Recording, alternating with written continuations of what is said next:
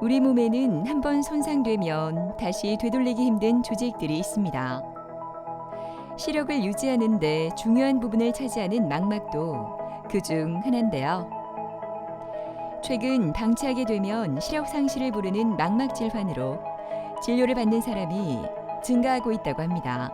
운전을 할 때 특히 그 운전하게 되면 안개가 낀 것처럼 뿌요니까 이제 사물이 바로 안 보이고 이러니까 아무래도 이제 헛다리가 짚어지고.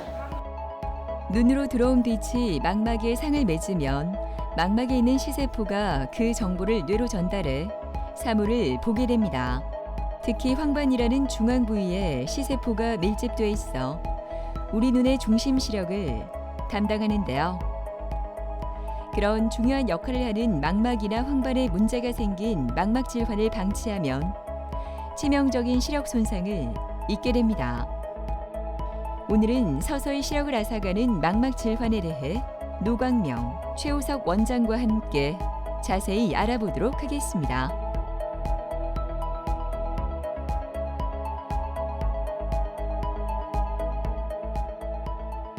망막이라 함은 이 안구 전체를 이렇게 감싸고 있는 투명한 신경 조직 전체를 의미합니다. 하지만 그 중에서 이제 약 5.5mm 정도의 지름을 가지고 있는 망막의 중심부를 특별히 황반이라고 일컫고 있습니다. 그래서 망막 질환이라고 하면 이 전체에 이완되는 병 통틀어 다 포괄적인 의미를 가지는 거고요.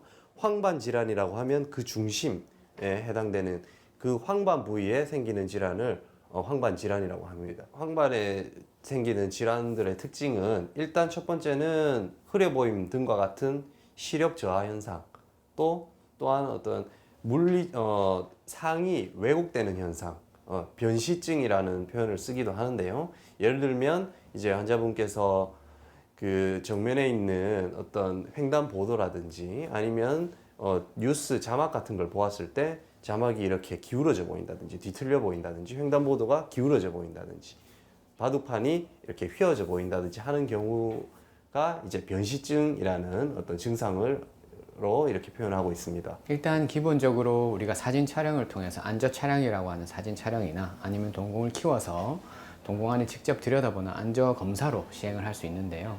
그래서 안저 검사를 하고 나면 그 안에서 이상 변변이 발견됐을 때는 뭐 빛간섭 단층 촬영이라고 하는 OCT 촬영이라고 해서 카메라 필름 단면을 본다든지 아니면은 우리 팔혈관을 통해서 조영제를 주입해서 형광 조영 촬영을 통해서 진단을 하기도 합니다.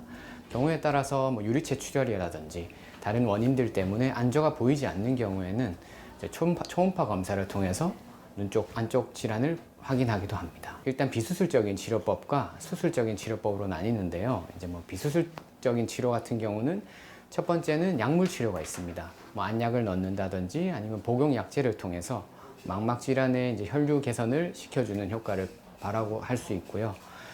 두 번째 같은 경우는 이제 우리 레이저 치료가 있겠습니다. 레이저 치료는 뭐 당뇨 망막 병증이라든지 아니면은 망막 정맥 폐쇄라고 하는 질환들에서 주변부 혈류가 이제 장애가 생기면 이제 혈류가 안 가는 곳에서는 산소 요구량이 늘어나게 되고 그렇게 되면 안쪽에 이제 이상혈관들이 증식하게 되면서 출혈들이 일으키게 되는데 이를 방지하기 위해서 미리 그 영역들을 레이저 조사를 통해서 산소 요구량을 줄여서 시세포들을 이제 유지시키는 치료가 되겠습니다. 뭐 황반 변성, 뭐 당뇨 망막 병증, 망막 정맥 폐쇄 등은 눈 안쪽에 우리가 뭐 염증 물질이 될 수도 있고 아니면 혈류 장애들 때문에 생기는 문제들을 뭐 항염증제를 넣는다든지 눈 안에 이제 혈관 내피 세포인자라고 해서 그런 약제들을 통해서 안쪽 질환들을 컨트롤할 수 있습니다. 수술적 치료로는 뭐 망막 박리나 유리체 출혈, 망막 점막 같은 질환들은 뭐 유리체 절제술을 통해서 다시 원상 복구시키기도 하고요. 뭐 박리 같은 경우는 공막 돌흉술을 시행하기도 합니다.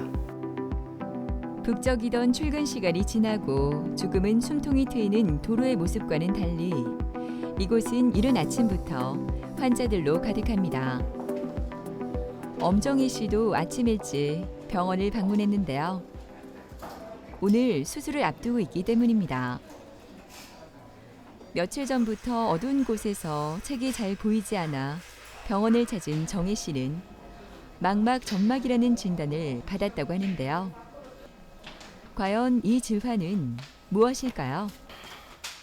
1차성의 경우에는 원인은 정확하게는 알 수 없습니다. 하지만 어떠한 이유 없이 그 망막 전체의 중심부인 5.5mm 지름에 해당되는 황반 앞쪽으로 해서 그 안쪽 내경계막을 따라서 어떤 막이, 투명한 막이 하나가 형성되는 것을 이제 망막 점막증이라고 하는데, 그게 2차성으로 생기는 경우에는 원인으로 생각할 수 있는 게 다양하지만 그 중에 염증, 즉 어떤 안군의 염증을 앓음으로 인해서 면역 세포들이 황반부 중심부에 이렇게 축적이 되면서 여러 가지 어떤 염증 반응에 의해서 막이 형성되기도 하고요. 또 두 번째로는 어떤 망막 박리나 망막 그 열공에 의한 그 손상으로 인해서 안에 있는 어떤 여러 가지 다양한 세포들이 망막 색소상피 세포라든지 아니면 신경교호 세포라든지 등이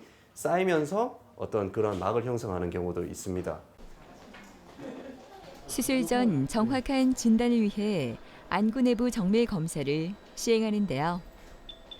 OCT 촬영은 레이저 광선을 안구 내에 투사한 후 망막의 단면을 고해상도로 확인할 수 있는 검사로 기존 CT, MRI보다 10배 이상 우수한 해상도로 눈에 대한 정밀 검사가 가능하다고 합니다.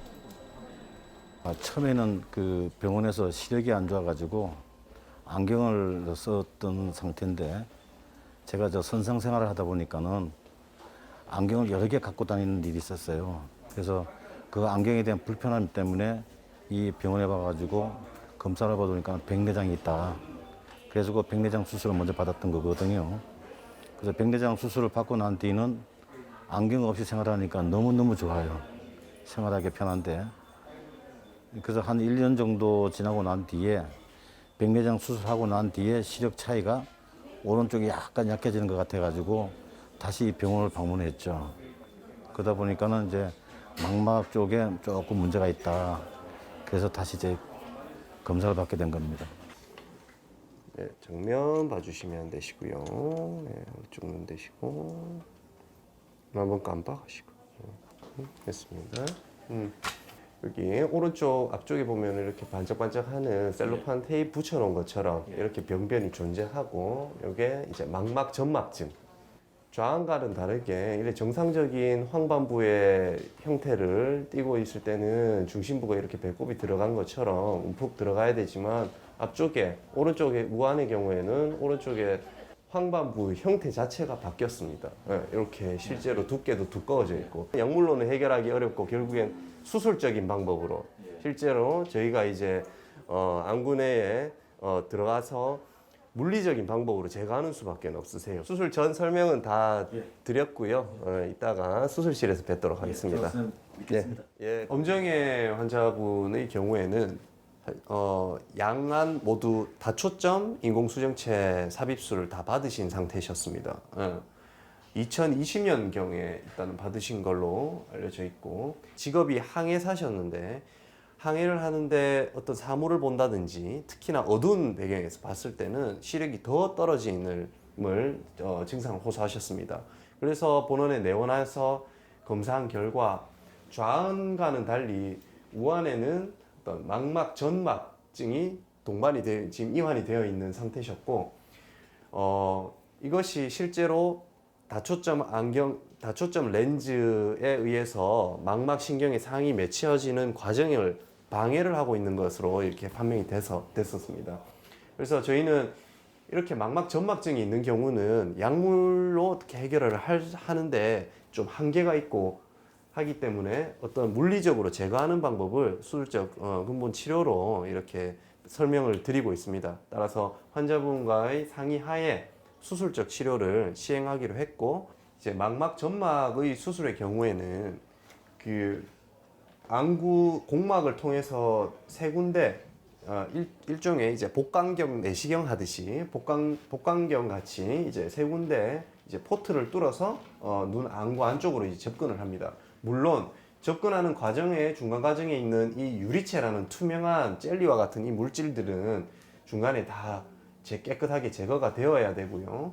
제거가 된 이후에 이제 황반부에 접근을 해서 바로 이 부분이 황반입니다. 즉 우한의 경우에 이제 그 망막 점막증이 이렇게 동반이 되어 있으시니까 이 황반부에 접근을 해서 그 황반 앞쪽에 있는 이 망막 점막을 이제 포셉으로 깨끗하게 제거하는 것이 이제 수술 방법이 되겠습니다. 수술을 기다리는 정혜 씨의 얼굴이 긴장감으로 가득합니다. 오늘 수술은 유리체 절제술로 정밀 수술 도구를 이용해 작은 구멍만 뚫어 망막 수술을 진행합니다. 망막 신경은 최대한 손상을 줄이고 신경 위쪽에 끼어 있는 망막 점막을 정확하게 제거하는데요. 재발을 방지하기 위해서 황반 부위에 있는 내경계막이라는 조직 일부도 함께 제거한다고 합니다. 수술은 일단 계획했던 대로 잘 끝났습니다. 생각보다 그 황반부, 망막신경 중심부인 황반부에 앞에 막혀있던 그 망막 점막이 생각보다 조금 두꺼웠기 때문에, 그리고 황반이라 어떤 결합력이 조금 강하였기 때문에 좀 제거하는데 어려움은 있었으나 그 내경계막이랑 함께 충분히 잘 제거되셔서 그 계획했던 대로 목표는 이루었다고 볼 수 있겠습니다. 수술 받고 난 뒤 결과는 아직 제가 모르니까는 아마 제가 이렇게 그 수술 받고 상태가 좋으면은 제 주위 친구들한테 많이 소개할 것 같아요. 다른 바람은 저거 눈만 시력만 좋다 그러면 다른 바랄 게 뭐가 있겠습니까? 평온한 표정으로 진료를 기다리고 있는 지용석 씨는 요즘 좋아하는 운동을 마음껏 할 수 있어 너무나 행복합니다. 수영, 탁구 등 못하는 운동이 없을 정도로 움직이기 좋아하는 그가 몇 달 전까지만 해도 침침한 시야로 인해 너무나 힘들었다고 하네요. 언젠가부터가 잘 모르겠는데 뭐가 시야가 좀 흐릿하고 운전을 할 때 특히 그 운전하게 되면 안개가 낀 것처럼 뿌여니까 피로함을 느꼈어요. 눈에 대해가지고. 그래서 이거 걱정이 돼가지고 혹시나 안과에 안 가보자 싶어서 동네 이제 병원에 안과에 갔는데 백내장이 왔다 하는 이야기를 하더라고요. 그래서 당장 해야 되느냐 말아야 되느냐 묻길래 그건 환자의 의지에 달렸다 하길래 이제 그렇게 하고 이제 나왔죠. 그래도 아무래도 운전할 때 제일 안전이 문제가 되니까 걱정이 되긴 했습니다. 그래서 상당히 눈도 깝깝하고 그랬어요, 그때. 네.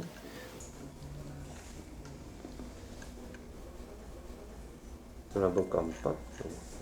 염증은 없습니다. 염증 없고. 예, 거기 드시면 되겠습니다. 술전에는 이렇게 좌안의 경우 망막 점막증이 이렇게 잡혀 있다 보니까 시신경 자체가 주름이 져 있으세요.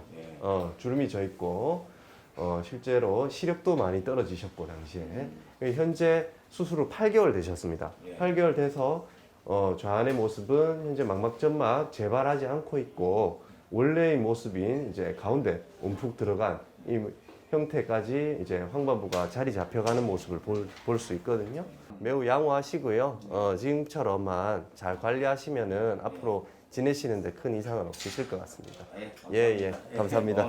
예, 망막 점막을 수술적인 방법을 통해서 제거를 하였고 제거를 하고 난 뒤 이게 이제 수술 후 8개월째 지금 경과의 모습인데 아주 깨끗하게 망막 점막이 재발하지 않고 충분히 제거된 걸 확인할 수 있으시고요. 또한 원래 망막 본연의 모습인 중심부에 이렇게 중심화 오목이 형성되어 있는 그러한 모습까지 관찰되면서 지금 현재는 시력 1.0으로 충분히 아주 경과가 아주 양호한 그런 상태가 되겠습니다. 지금 현재적으로는 수술을 통해서 그 막과 함께 그 안쪽에 있는 내경계막을 함께 제거하는 것이 향후 재발을 방지할 수 있고 최대한 어떤 시력의 회복을 도울 수 있는 방법이 되겠습니다. 그래서 만약 쭉 지켜봤을 때 그 변화가 없다든지 전혀 환자분이 증상이 없으시다면 굳이 수술 없이도 그냥 앞으로의 여생을 사시는데 큰 지장이 없을 겁니다. 하지만 중간에 언제든 다시 어떤 증상이 발생을 할 수 있기 때문에 늦더라도 6개월에서 한 1년에 한 번은 꼭 검사를 확인해 보도록 그렇게 권장드리고 있습니다. 사실은 50년 동안 제가 안경을 끼고 다녔거든요.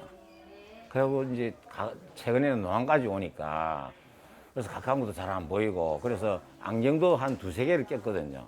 그러니까 두세 개를 가지고 있었는 거지. 가까이 보는 안경, 중간 보는 안경, 멀리 보는 안경. 그렇게 하는 게 상당히 불편했었는데 이거 하고 난 다음에 이 난시도 잡아주고 이제 다투증 그걸 했으니까 상당히 그 이제 안경하고 전혀 필요가 없는 거죠. 그래서 엄청 홀가분한 상태에서 뭐 공도 찰 수 있고 예전에는 안경을 꼈기 때문에 공차는 것도 못 했고 그런데 지금은 안경을 벗으니까 공차는 것도 가능하고 그런 게 상당히 좀 만족한 그런 생활을 하고 있습니다. 앞으로의 바람은 뭐냐면 후유증만 없으면 좋겠다는 얘기는 저는 망막 수술까지 했기 때문에 혹시나 그런 상황이 생길까 봐 걱정이 되는 거지 그 외에는 없습니다.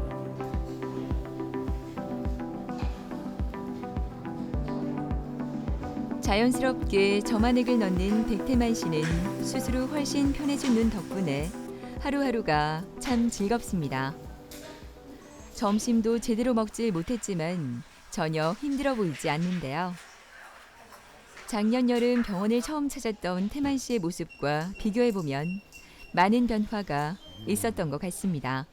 눈에 뭐가 끼는 거 매로 내 심심하고 그랬거든요. 그래가지고 이래 사물을 보면은 이래 저 옆으로나 안 그러면 수직으로나 이래 보면 이래 꾸불꾸불하게 비고 그래서 그런데도 이제 뭐 자꾸 노안이라고 안경만 끼라고 하고 이렇게 하니까네 이건 아니다 싶어서 그래서 지금 소개받고 여기 와가지고 내가 치료를 했는 거예요.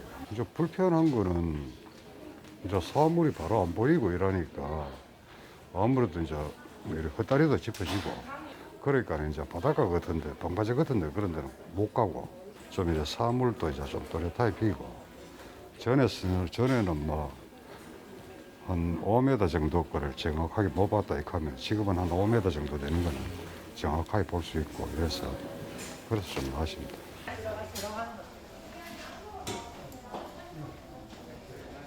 안녕하십니까. 요즘 특별히 뭐 불편한 건 없으셨어요? 뭐 지내시고 하실 때? 네, 크게 불편한 건 없으십니다. 왼쪽도 또 보시는 건 비슷하시고요. 눈 먼저 확인하고 말씀을 마저 좀 드리겠습니다. 턱하고 이마 한번 대보시고요. 턱하고 이마 대시고 정면 그대로 보고 계세요. 눈 좀 부십니다. 그대로 보고 계시고 우리 그 당시에 작년 11월 달 사진입니다. 이제 정상적인 사진 먼저 보여드리면 이렇게 배꼽처럼 잘록하고 시세포가 일자로 정렬되어 있는 게 이제 정상적인 모습이면 그 당시에는 황반 변성이 밑에서 이제 치고 올라오면서 진물이 이렇게 차는 황반 변성이 진행을 해서 이때 시력도 많이 떨어지셨었어요. 우리 그때 이제 진단을 하고 주사 치료를 이제 시작했고요. 한 달 간격으로 3번 주사를 맞았습니다. 그렇죠? 주사를 맞고 이게 저번 달 오셨을 때 사진이에요. 저번 달 되고는 이제 많이 좋아졌습니다. 물들이 쭉 빠져서 거의 반대한 우리 정상안이랑 비슷하게 물이 많이 빠졌고 시력도 1.0까지 올라오셨어요. 그래서 오늘 주사를 하고 다음번은 2달 뒤에 또 주사를 할 거고요. 그래도 괜찮으면 또 3달 뒤에 할 거고 간격을 넓혀 나가면서 가능하면 1년 내내 이 상태가 유지될 수 있도록 이렇게 이제 치료가 진행이 될 겁니다. 그래서 오늘도 주사 바로 준비해서 주사하시고 이번에는 2개월 있다가 또 뵙겠습니다. 네, 백태만 환자분 같은 경우는 원래 저희가 왼쪽 같은 경우는 황반 변성이 의심되는 영역이 있어서 정기적으로 보던 분입니다. 근데 갑자기 환자분께서 시력 저하를 느끼고 변형실을 느끼셔서 내원하셨고요. 그 당시에 이제 황반하에 생기는 신생혈관들이 많이 커져 있었고 그쪽에서 나오는 삼출물들이 많이 쌓이면서 황반 시세포가 데미지를 받고 있는 상태였습니다. 그래서 증상을 느끼고 저희는 이제 습성 황반 변성을 진단하고 이에 맞춰서 주사 치료를 시행했고요. 그래서 주사 치료를 한 달 간격으로 3회 주사를 맞으셨고 다행히 빠르게 대처가 돼서 뭐 시세포도 어느 정도 세이브가 되고 주사 전 시력이 0.3이셨는데요. 주사하고 나서 시력도 1.0까지 많이 올라오신 상태였습니다. 그래서 그래도 활성 자체가 많이 큰 병변이었기 때문에 저희가 이제 마지막 주사를 하고 오늘 3개월 차 진료를 받는데요. 약효가 보통 3개월까지 유지가 됩니다. 그래서 오늘 3개월 차 봤을 때는 2개월 차 때 없었던 병변이 다시 재발을 하기 시작했습니다. 그래서 오늘도 다시 추가 주사를 해드렸고 향후 이 병변 크기 때문에 중간중간 주사 간격을 조정하면서 반복적인 주사가 유지될 예정이고요. 그래도 빠른 제처 덕분에 시세포 손상이 그렇게 많진 않아서 병변 크기 대비해서는 환자분이 느끼는 증상이나 시력은 많이 좋아진 상태입니다. 황반 변성은 크게 두 가지로 나뉘는데요. 첫 번째는 건성, 두 번째는 습성이 되겠습니다. 건성 같은 경우는 시력 손상이 그렇게 빠르진 않습니다. 서서히 진행하는 타입이고 노화에 따라서 눈이 보고 나서 생기는 그 찌꺼기가 눈에 계속 쌓이는 질환을 말씀드리는 건데, 그래도 이거 자체는 시력저하가 그렇게 급하지는 않고 생활 습관 개선 등을 통해서도 어느 정도 시력을 유지할 수 있습니다. 황반 변성의 90%가 대부분 건성에 해당이 되고요. 나머지 10%가 습성이 해당되는데, 습성 황반 변성 같은 경우는 그 진행도 빠릅니다. 그래서 본인이 느꼈을 때도 내 중심 시력이 떨어지고, 그다음에 선 같은 것들이 많이 휘어 보이는 증상들이 발생할 수 있습니다. 그래서 습성 황반 변성은 결국 실명으로 향하는 질환이기 때문에 초반에 발견해서 적극적인 치료가 필요한 상태입니다.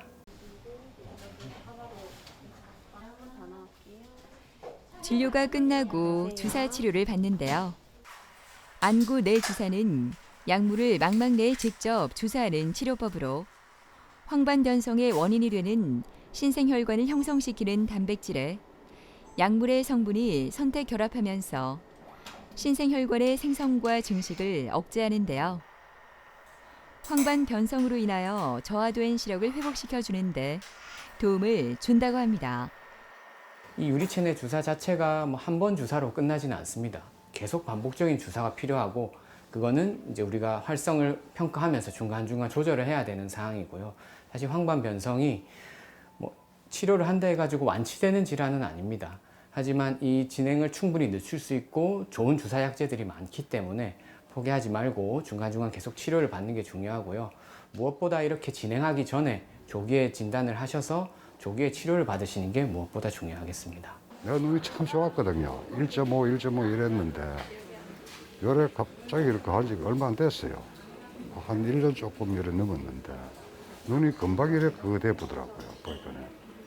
그래가지고 뭐 친구들이나 주위에 이제 있으면은 빨리 가보라, 큰 병원에 가보라고 그래 이야기를 합니다. 큰 바람은 없습니다. 뭐 눈 잘 보고 뭐 이러면 되지 뭐 다른 게 있습니까? 자가 체크를 할 수 있는 그런 방법에 대해서 간단히 조금은 설명을 드리고자 합니다. 일단 증상적으로는 양안을 봤을 때는 그 증상을 잘 모르실 수 있기 때문에 반드시 그냥 한 번씩 한눈씩 가려서 어떤 흰색 바탕에 벽을 한 번씩 쳐다보시거나 하였을 때 비문증이 있는지를 먼저 체크를 해보셔야 되세요. 비문증이 있는 경우가 모두 문제가 되진 않습니다. 하지만 그 비문증의 개수가 5개나 10개로 이렇게 증가한다든지 그 날파리처럼 보이는 그런 모습들이 증가하는 경우에는 반드시 안과를 방문하셔서 검사를 받아보시기 바랍니다. 이렇게 간략한 체크 방법을 통해서라도 본인이 빨리 그 망막 질환을 이렇게 확인을 받으신다면 실명까지 이르시지 않고 충분히 회복도 가능하니 그런 부분에 대해서 알고 계신다면 많은 도움이 될 것 같습니다. 이제 눈 같은 경우는 저희가 40대 후반 50대에 접어들면서부터 이제 눈의 노화가 본격적으로 진행됩니다. 증상들도 발생하고 특히 대표적으로 노안도 발생을 하고요. 그래서 이 질환들이 보통 이때부터 발생하기 때문에 악화되기 전에 정기적인 검진을 통해서 조기에 발견을 하고 조기에 대처를 하면 눈 건강을 유지하는 데 크게 도움이 될 거고요. 하고 현재 황반 변성을 치료 중인 분들에게도 한번 말씀을 드리면 완치되는 질환은 아닙니다. 하지만 요즘에 주사약제도 많이 좋아지고 그렇게 기술들이 발전하면서 어느 정도 시세포 손상을 충분히 치료만 한다면 막을 수 있기 때문에 낙담하지 마시고 안과 내원하셔서 정기적인 치료를 통해서 지금 눈 건강을 잘 유지하시기를 바랍니다. 실명을 유발하는 안과 질환이 점점 늘어나고 있습니다. 하지만 정기적인 진료를 받는 분들은 많지 않다고 하는데요. 한번 실명되면 되돌릴 수 없는 눈. 질환을 조기에 발견하면 충분히 치료까지 가능하다고 하니까요. 눈 건강을 위해 꾸준한 관리, 지금부터 해보시는 건 어떨까요?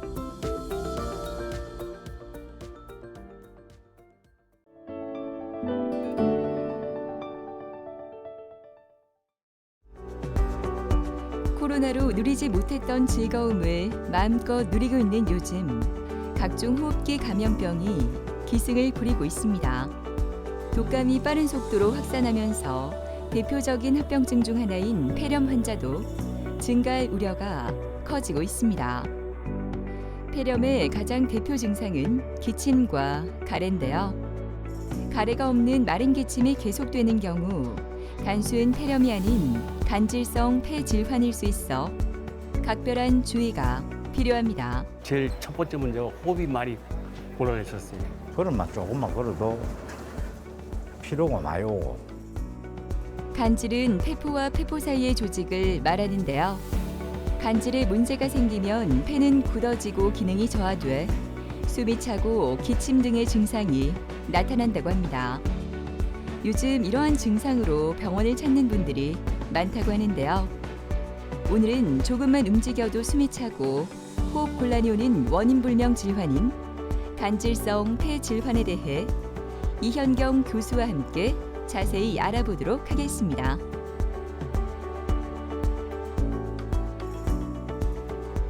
간질성 폐질환이라 하면 사람들이 간질 그런 거 막 생각하시거든요. 생소하시는 용어고 간질이란 걸 이제 간질성 폐질환 설명하기 위해서 간질이라는 부분을 그래서 먼저 설명을 드려야 되는데 이제 우리가 폐라는 걸 약간 포도송이에 비유하면 포도알 하나하나가 이렇게 우리 몸에 이제 작은 공기청정기라고 생각하시면 되는데요. 그걸 이제 폐포라는 용어를 쓰거든요. 우리 포도송이가 가지에 달려 있잖아요. 그러니까 약간 이제 간질이라는 거는 그런 이제 포도송이를 지지해주는 가지와 같은 그런 부분이라고 이해하시면 조금 이해가 쉬우실 것 같아서요. 그런데 그 가지를 통해서 이제 그 폐포에다가 이제 영양 공급을 해주는 혈관 같은 것들이 글로 지나가고 이런 이제 지지해주는 폐포가 이제 하나하나 잘 붙어 있게 가지에 붙어 있게 해주는 지지해주는 조직이 간질이거든요. 근데 그 간질에 생기는 병을 이렇게 통칭해서 간질성 폐질환이라고 얘기를 하고 있고요. 그 간질에 염증이 생기거나 해서 다양한 병이 생기면은 이제 환자들이 느끼는 게 숨이 많이 차고 기침이 이제 심해지고 그래서 이 간질이 뭐 딱딱하게 굳어지는 궁극적으로 그래서 환자의 폐가 다 이제 못 쓰게 망가지는 그런 여러 가지 다양한 질환을 총칭해서 간질성 폐질환이라고 부르고 있습니다. 폐가 굳어짐으로 해서 이런 폐가 가지고 있는 고유 기능이 망가지는 거니까 결국은 산소 공급이 잘 안 되고 또 우리 몸에서 이제 노폐물을 대표적인 게 이산화탄소라는 게 있거든요. 폐에서 그걸 내보내야 돼요. 근데 이제 산소는 잘 못 받아들이니까 몸에 산소가 부족하게 되고 몸에서 나쁜 거라서 내보내야 되는 이산화탄소가 밖으로 배출이 안 되다 보니까 몸에 자꾸 쌓여지게 되죠. 그리고 환자가 이제 느끼는 증상은 폐 기능이 나빠지면은 숨이 차죠. 네, 처음에 이렇게 저처럼 앉아있을 때 숨이 차진 않아요. 이렇게 뭐 앉아서 숨이 찰 정도면은 그건 폐가 거의 다 망가진 말기 상태시고요. 대부분은 이제 활동 시에 숨이 차는데 초기에는 조금 이렇게 아주 비탈길이나 빠르게 걸으실 때만 숨이 차지만 이 질병 자체가 진행하면 10m, 20m만 보행을 해도 숨이 차고 그런 증상이 대표적이고요. 초기에는 이제 숨찬 증상 없으실 때는 주로 기침인데 보통 우리가 폐렴이나 이런 병들에서는 가래가 많이 동반이 되고 가래가 좀 진한 색, 누런색 가래가 동반되는 경우가 많고 발열이 있는 경우가 많은데 간질성 폐질환만 있는 경우에는 주로 마른 기침이 조금 더 대표적인 증상이고 가래가 좀 나오더라도 누런색보다는 그냥 흰색의 그런 점액질의 객담이 소량 나오는 경우가 더 흔합니다. 기온이 올라가자 유난히 나른해지는 4월 말. 김승환 씨는 바쁜 일상이지만 병원 오는 날은 잊지 않습니다. 검진을 받으면서 간질성 폐질환이 의심돼 치료를 시작하게 됐는데요. 다행히 치료제를 꾸준히 복용한 후 호흡 곤란과 기침 없이 지금까지 잘 지내고 있다고 합니다. 치료제가 맞지 않아 다른 방법을 고민하는 분들도 많다고 하는데요. 승환 씨는 지금까지 별탈 없이 잘 지내고 있어 얼마나 다행인지 모릅니다. 증상은 요 받기 전에 어땠냐면은 호흡이 억수로 가깝네. 숨 쉬는 게 억수로 좀 불편했어요. 아프고.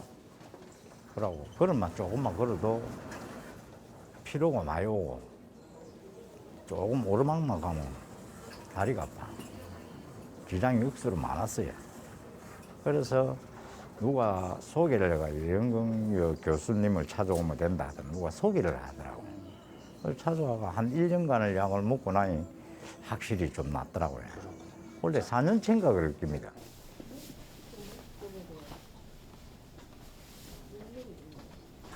안녕하세요. 그 뭐야 요즘에 뭐 활동 얼마나 하세요? 운동 좀 하시라 아침 했잖아요. 일찍, 예, 저녁 늦게 예, 예. 활동을 좀 일찍 하고 그래요? 하루에 요즘 뭐 몇 걸음이나 걸으시는 거예요? 한 7,000보. 일단은 체온이 너무 낮아지면 안 좋으니까 그거는 뭐 무리하게는 하지 마시고 드시는 약 원래 지금 몇 년째 드시는 약 있잖아요. 그 약은 지금 그 하루 3번씩 드시는데 잘 드시고 계세요? 그거는 뭐 필히 챙겨 먹어야 돼요. 예. 그 약 드시면서 뭐 불편한 건 없으세요? 예, 하나도 전혀 없어요. 없으시고 속이 뭐 소화가 안 네, 된다든지 불룩하고 이런 것도 그런 거 전혀 없고. 없고 요즘 이렇게 햇볕이 좀 강할 때도 있는데 그게 이제 가끔 그 약 드시는 분들이 피부가 이렇게 두드러기 날 수도 있거든요. 저는 아니 그런 게 현상이 그런 건 없어요. 없으시고 예 그러니까 아버님은 볕을 볼 예, 일도 없고. 예 너무 다행이신 게 그게 이 발진 때문에 약을 포기하신 분들도 꽤 있거든요. 한 20% 정도는 있는데 그런 게 전혀 없으세요. 예, 그리고 전혀 없죠. 약도 그리고 보통 지금 9개까지 드시잖아요. 근데 다른 분들은 뭐 하루에 2개, 3개 정도밖에 못 이겨내시는데 완전히 9개 최대치까지 잘 드시고 계시니까 저번에 오셨을 때도 말씀드렸지만 이게 처음에 오셨을 때 이제 CT 사진이고 이게 최근에 그래도 조금 최근에 작년 가을에 찍으셨던 건데 이 지금 있는 간질성 폐질환 자체가 그렇게 막 진행한 건 없으시고 폐기능 검사도 저번에 하셨었는데요.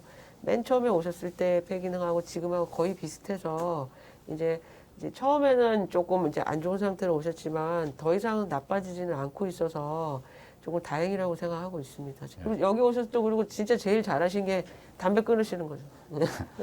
그러니까 지금 담배 안 피죠?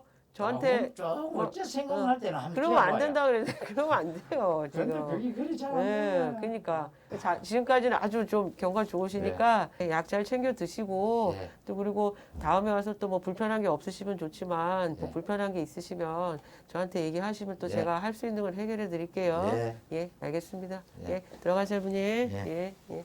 대로 비탈길 좀 오를 때 숨이 좀 차다. 그리고 아주 뭐 생활에 불편하지 않을 정도의 기침, 마른 기침을 좀 있으셨는데요. 그래서 이제 또 흡연도 하고 계시니까 염려가 돼서 건강검진을 받으셨거든요.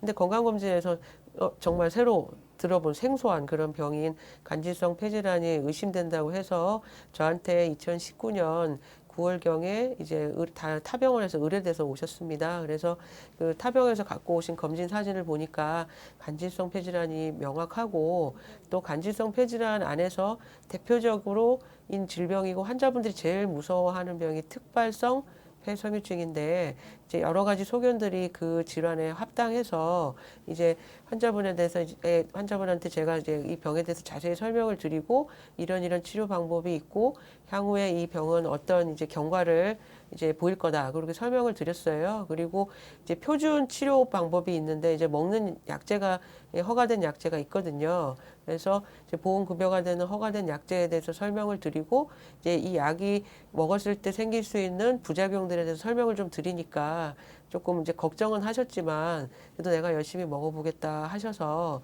지금까지 이제 그 약이 이제 처음에는 하루 3개로 시작해서 9개까지 올리는 건데 보통 9개까지 다 못 먹어내시는 분이 많아요. 부작용 때문에. 근데 이분이 워낙 이게 또 굉장히 긍정적이시고 열심히 치료하시는 분이라서 지금까지 이제 벌써 3년이 넘었는데 이제 치료 열심히 하고 계시고 이런 이제 영상 소견이라든지 아니면 본인 증상 그리고 폐기능 이런 것도 굉장히 안정적으로 잘 유지가 되고 있어서 치료하는 입장에서도 굉장히 보람을 느끼는 환자분이라고 할 수 있습니다.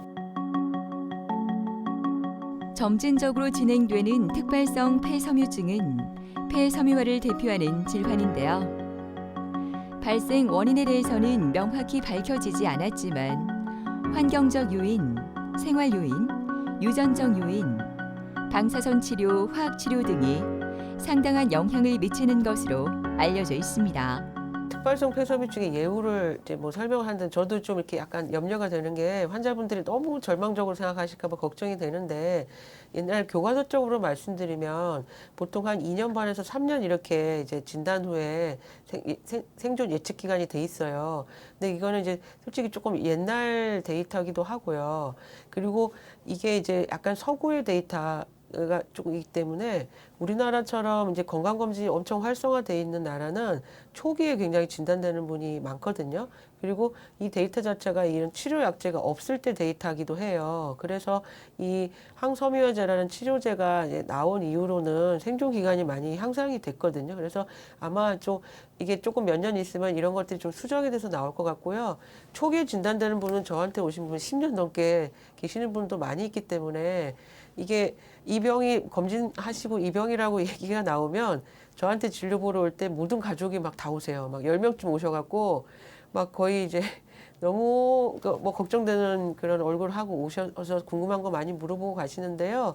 이제 물론 진단됐을 때 이미 너무 폐가 많이 망가져서 오신 분들도 있어요. 이식까지도 당장 생각하셔야 되는 그런 분들도 일부 있지만은 많은 분들이 우리나라에서는 검진으로 진단되시니까 초기에 많이 진단되시거든요. 그래서 그런 분들은 빨리 진단해서 초기에 이런 억제제를 쓰면 생존 기간이 상당히 향상이 될 수 있고 또 아까 말씀드린 임상시험에 참여할 수 있는 기회도 되기 때문에 빨리 진단, 조기 진단이 그리고 조기 치료 그런 것들이 예후 향상에 아주 필수적이라고 할 수 있겠습니다. 이 질환도 만성 질환이고 폐가 이제 그런 굳어지는 것들이 다 대부분 이제 진행성인 경우가 많거든요. 그래서 약제를 뭐 어떤 얼마 기간 동안 쓴다 이런 개념이 아니라 폐를 최대한 이제 이게 환자분들이 이제 활동하시는 기간 동안 최대한 보존을 해야 되기 때문에 이제 먹는 약제도 폐가 굳어지는 걸 억제시키는 약제거든요.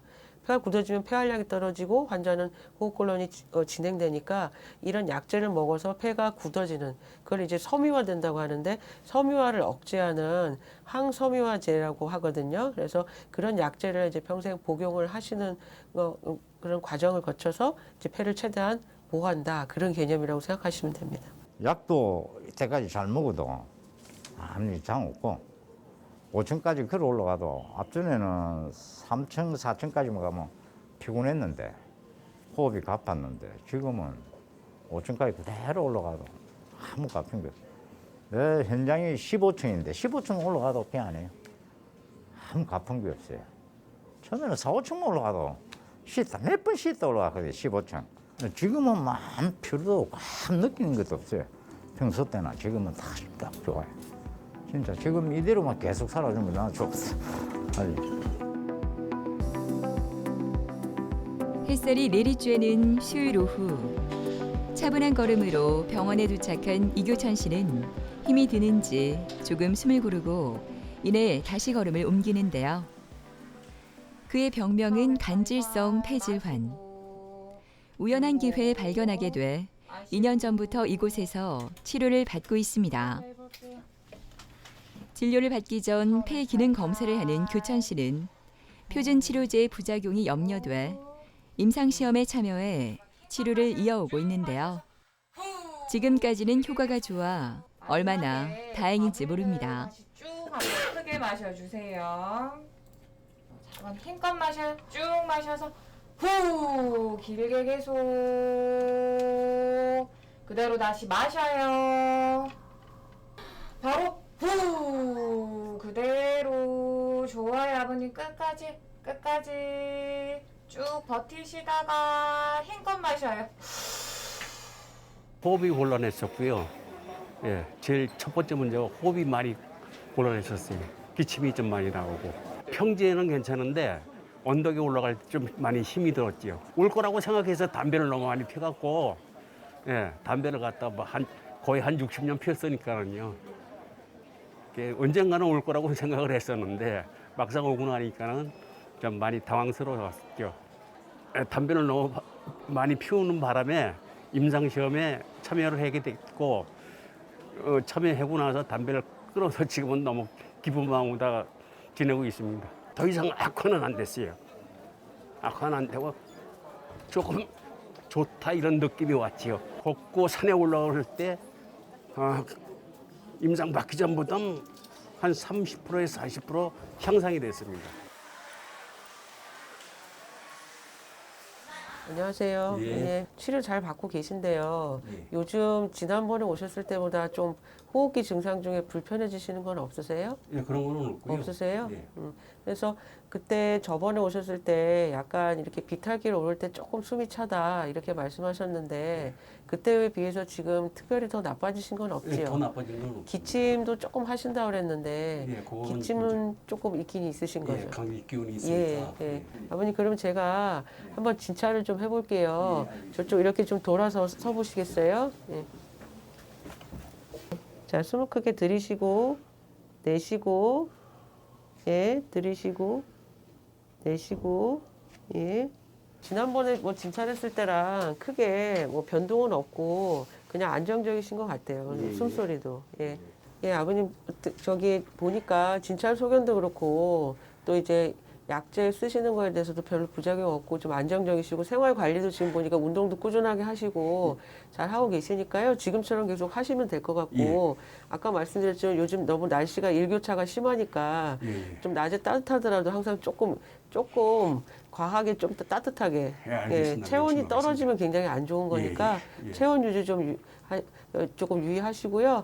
잘 하고 계신데 계속 좀 지금처럼 하시면 될 것 같아요. 예, 알겠습니다. 예, 그러면 오늘 고맙습니다. 고생하셨고요. 예. 다음 진료 때 뵐게요. 예. 예, 들어가세요. 예. 예, 예. 그 이규전 환자분은 이제 타 2차 병원에서 뇌경색이 있어서 가셨다가 이제 하는 이렇게 몸에 여러 군데 검사하는 중에 폐에 좀 이상이 있다고 발견되셔서 그 병원에서 이제 조금 한 2년 정도 보시다가요.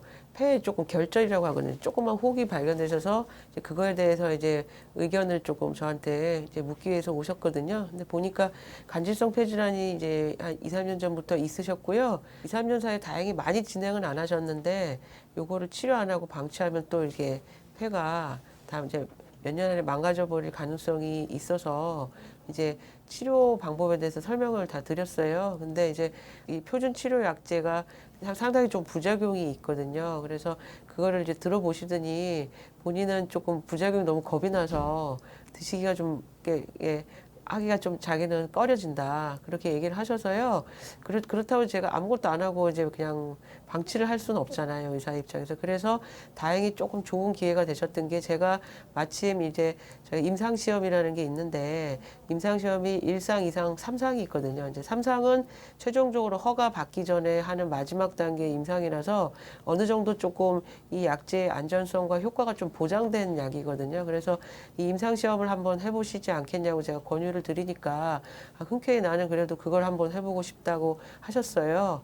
근데 이제 그 임상시험이라는 게 이제 3상 같은 경우에는 무조건 이제 일반 분들은 무조건 약을 준다고 생각하시는데 그건 아니고 이제 위약이라고 그래서 일부 환자는 이제 이제 컴퓨터가 배정을 하는데 일부 환자는 진짜 약이 들어가고 일부 환자는 가짜 약이 들어가는 임상시험인데 이제 어차피 아무것도 안 하시는 것보다는 그게 나으니까 하시겠다고 했고요.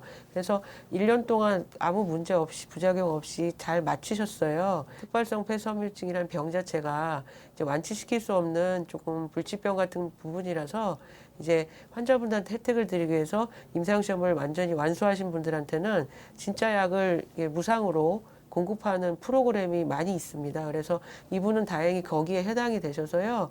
지금 벌써 이제 임상시험 끝내시고 한 뭐 7, 8개월 이상 그 진짜 약을 주사로 치료제를 지금 맞고 계셔서 다행히 또 부작용도 없고 또 폐활량이나 이런 이제 사진이 악화되는 것도 없이 지금 잘 견디고 이제 잘 다니고 계십니다. 간질성 폐질환이 의심되면 여러 과정을 통해 진료하게 되는데요. 흉부 CT, 폐 기능 검사 등의 필수 검사와 함께 담당 의사의 판단에 따라 다양한 검사를 하게 됩니다. 특히 흉부 컴퓨터 단층 촬영은 특발성 간질 폐렴 평가에 사용되는 주요 영상 도구로 의사는 CT를 이용해 징후를 판단하게 됩니다. 가장 핵심이 되는 거는 이제 영상이거든요. 그래서 흉부 CT인데 저희가 그냥 일반 CT가 이제 흉부 CT가 종류가 있어요. 그래서 그냥 일반적인 CT가 있고요. 검진용 CT가 있는데 이제 이 간질성 질환은 폐를 갖다가 조금 더 잘 보기 위해서 우리가 이제 그 뭐 카메라 같은 것도 해상도가 있잖아요. 그래서 이런 CT가 이제 고해상이 있거든요. 단층 촬영을 고해상 단층 촬영을 해서 봤을 때 이제 폐가 이제 굳어지면은 이렇게 이런 이제 하얀색, 까만색 폐가 정상인데 하얀색 섬유화 음영이 나타나고 그게 이제 섬유화가 많이 진행되면 벌집 모양이라고 하는데 벌집 모양처럼 이제 구멍이 숭숭숭숭 뚫리는 이제 그런 양상들이 나타나면 전형적인 특발성 폐섬유증으로 진단을 할 수 있는데 이제 전형적이지 않은 소견을 갖고 오시는 분들이 있거든요. 그런 경우에는 저희가 진단 목적으로 폐 조직 검사를 시행하기도 합니다. 그리고 이제 그런 이제 병력이라든지 아니면 또 폐활량 검사가 중요한데 폐활량 검사에서 저희가 또 천식이나 이제 만성 폐쇄성 폐질환이라는 병이 있는데 그런 것들은 이제 기관지가 좁아지는 병이라서 그럴 때 소견이 있고요. 이런 분들은 폐가 굳어지고 쪼그라지는 거기 때문에 폐 용적이라 하는데 이제 우리가 볼륨이라고 하죠. 이 볼륨이 감소된 소견을 보이면 이제 그리고 이제 영상 소견이 합당하면 간질성 폐질환이라고 진단을 하게 됩니다. 걷는 검사 해보셨죠, 아버님? 그냥 자연스럽게 걸어주시면 돼요. 운동 검사를 통해 폐 질환을 평가할 수 있는데요. 가장 일반적인 형태의 운동 검사는 6분 보행 검사와 전체 심폐운동 검사입니다. 특히 6분 보행 검사는 평평한 곳에서 6분 동안 자신의 속도로 걸을 수 있는 최대 거리를 측정하는데요. 이 검사는 폐 이식과 폐용적 감수술 전에 치료와 폐 재활에 대한 반응을 모니터링하고 심장과 폐장애 환자들의 장애나 사망 위험을 예측하는 데 사용된다고 합니다. 이규천님 같은 경우는 이제 그 아까 말한 이제 좋은 그 진짜 약을 지금 받는 기회를 이제 혜택을 받고 계셔서요. 그 회사에서 그 약을 이제 무상으로 제공하고 있잖아요. 그래서 그 제공하는 거가 이제 앞으로도 제 생각에는 한 1년 정도는 다 제공할 것 같고요. 제일 뭐 좋기로는 이제 그 약이 빨리 시판이 돼서 환자가 이제 자기 비용을 지불하고서라도 계속 그 약을 그러니까 뭐 주사를 맞을 수 있으면 제일 좋고요. 조금 희망적인 면은 요즘 이 질병에 대해서 신약이 엄청나게 많이 개발이 되고 있거든요. 그래서 임상시험이 뭐 이제 많이 쏟아져 나오고 있어요. 그래서 희망적으로 이 중에 뭐 만약에 10개, 20개가 하고 있다면 그 중에서 뭐 한 10%, 20%는 이렇게 임상시험에 성공해서 시판이 되게 되면 기존 약제에 안 맞거나 이제 효과가 없는 부작용 때문에 못 쓰는 이런 환자들까지도 이제 치료 혜택을 볼 수 있기 때문에 이제 그렇게 조금 긍정적인 면이라고 할 수 있겠습니다. 뭐 바람은 없고 이제 나이가 있으니까 더 이상 안 아프고 그냥 이대로 그냥 지내는 게 제일 큰 바람이에요. 완치가 안 되는, 그러니까 뭐 암을 비롯해서 이렇게 완치가 안 되는 질환을 치료하는 의사 입장에서 환자들한테 어떤 확실한 해결책을 드리지 못해서 참 죄송한 마음이 있지만 다행인 건 아까 말씀드린 대로 많은 임상시험약이 쏟아져 나오고 있기 때문에 무조건 절망하고 와서 뭐 나 어차피 얼마 못 살 건데 이렇게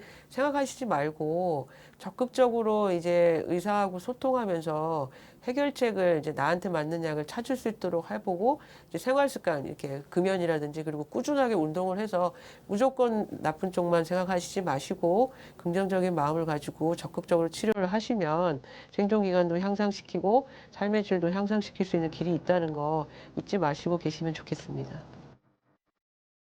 간질성 폐질환을 진단받은 환자들은 안 좋은 예후만이 알려져 절망하는 경우가 많다고 하는데요. 정확한 진단 후 꾸준히 치료하면 더 나빠지지 않고 좋은 결과를 기대할 수 있다고 하니까요.